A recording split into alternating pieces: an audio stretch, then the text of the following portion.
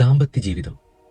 പരസ്പരം ഇണകൾ തമ്മിൽ ഉള്ളു തുറന്ന് സംസാരിച്ചും മനസ്സിലാക്കിയും പരിഗണിച്ചും വിട്ടുവീഴ്ച ചെയ്തും സന്തോഷത്തോടെ സമാധാനത്തോടുകൂടെ ജീവിച്ചു തീർക്കേണ്ടതാണ്.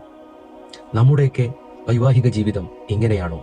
ഇങ്ങനെയല്ല എങ്കിൽ ഈ പറയുന്ന ചരിത്രം നിങ്ങൾക്കൊരു മാറ്റത്തിന് കാരണമാകട്ടെ. ഇസ്ലാമിക ലോകത്തെ പണ്ഡിതന്മാരും തസവൂഫിന്റെ അഹലുകാരുമായ ശുറൈഹ് റളിയല്ലാഹു അൻഹുവും ശഅബി റളിയല്ലാഹു അൻഹുവും കണ്ട് സംസാരിച്ച് കുശലാന്വേഷണം നടത്തുന്നതിനിടയിൽ മഹാനായ ശഅബി റളിയല്ലാഹു അൻഹു കൂട്ടുകാരനായ ശുറൈഹ് റളിയല്ലാഹു അൻഹുവിനോട് ചോദിച്ചു, എങ്ങനെയുണ്ട് അങ്ങയുടെ കുടുംബജീവിതം?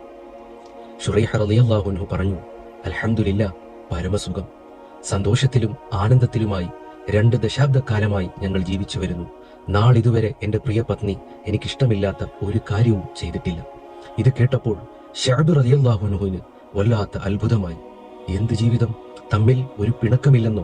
അതിന്റെ കാരണം മഹാനവർകൾ അന്വേഷിച്ചു. അപ്പോൾ ശുറൈഹ് റളിയല്ലാഹു അൻഹു പറഞ്ഞു, വിവാഹശേഷം പ്രഥമ രാത്രിയിൽ എൻ്റെ പ്രിയ പത്നി മനസ്സു തുറന്ന് ഏറെ സംസാരിച്ചു.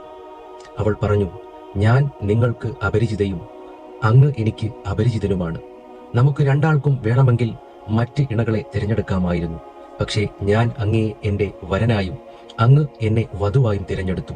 ആകയാൽ അങ്ങ് എൻ്റെ ഭർത്താവ് എന്ന സ്ഥാനം കൈക്കലാക്കിയതിനാൽ അങ്ങേക്ക് ഇഷ്ടമുള്ളത് മാത്രം എന്നിൽ നിന്നും അങ്ങേക്ക് ആഗ്രഹിക്കാം. അങ്ങേക്ക് വെറുപ്പുണ്ടാക്കുന്ന വിഷമമുണ്ടാക്കുന്ന കാര്യങ്ങൾ പറഞ്ഞു തന്നാലും. ഇത് കേട്ടപ്പോൾ ശുറൈഹ് റളിയല്ലാഹു അൻഹു തന്റെ ഇഷ്ടാനിഷ്ടങ്ങൾ ഭാര്യയോട് വെവ്വേറെ വിളംബരം ചെയ്തു. കൂടാതെ താൻ സ്ഥലത്തില്ലാത്തപ്പോൾ ആർക്കൊക്കെ വീട്ടിലേക്ക് കയറാമെന്നുള്ള അനുവാദവും കൊടുത്തു. അത് 2 പേർക്കും തമ്മിൽ പരസ്പരം നന്നായി തിരിച്ചറിയാനും മനസ്സിലാക്കാനും കാരണമായി. അങ്ങനെ 1 വർഷം കഴിഞ്ഞ് ഭാര്യ മാതാവ് വീട്ടിൽ വന്നു. അപ്പോൾ അവർ ചോദിച്ചു, ശുറൈഹേ, എൻ്റെ മകൾ എങ്ങനെയുണ്ട്? അപ്പോൾ ശുറൈഹ് റളിയല്ലാഹു അൻഹു പറഞ്ഞു, ഉമ്മ, നിങ്ങളുടെ മകൾ നല്ല സ്വാലിഹത്തായ ഇണയാണ്. എനിക്ക് അവളിൽ നിന്നും നന്മയും സന്തോഷവും സമാധാനവും മാത്രമേ ഇതുവരെ ഉണ്ടായിട്ടുള്ളൂ. അത് കേട്ടപ്പോൾ ഭാര്യ മാതാവ് പറഞ്ഞു, ശുറൈഹേ, ഒരു സ്ത്രീ തന്റെ ഭർത്താവിന്റെ സ്മരണയിൽ ആയിരിക്കുന്ന കാലത്തോളം അവളിൽ നിന്നും ഭർത്താവിന് നന്മ മാത്രമേ ഉണ്ടാവുകയുള്ളൂ. മറിച്ച് ഭർത്താവിന്റെ സമക്ഷത്തിൽ ഭർത്താവിനെ കാണിക്കാൻ വേണ്ടി മാത്രം കൊഞ്ചിക്കുഴിയുന്ന സ്ത്രീ, അവളിൽ നിന്നും ഭർത്താവ് ഒന്നും പ്രതീക്ഷിക്കേണ്ടതില്ല. ഒരു ഭർത്താവിനെ സംബന്ധിച്ചിടത്തോളം അത്തരം സ്ത്രീകൾ ദുർവൃത്തയായ സ്ത്രീകളുടെ ഗണത്തിലാണ്. ആകയാൽ എന്റെ മകളെ നന്നായി അച്ചടക്കവും സംസ്കാരവും ശുറൈഹെ പഠിപ്പിക്കണമെന്ന് ഭാര്യ മാതാവ് പറഞ്ഞു നിർത്തി. ശേഷം ശുറൈഹ് റളിയല്ലാഹു അൻഹു ശഅബി റളിയല്ലാഹു അൻഹുവിനോടായി ഈ ഒരു കാര്യം കൂടി ചേർത്തു പറഞ്ഞു.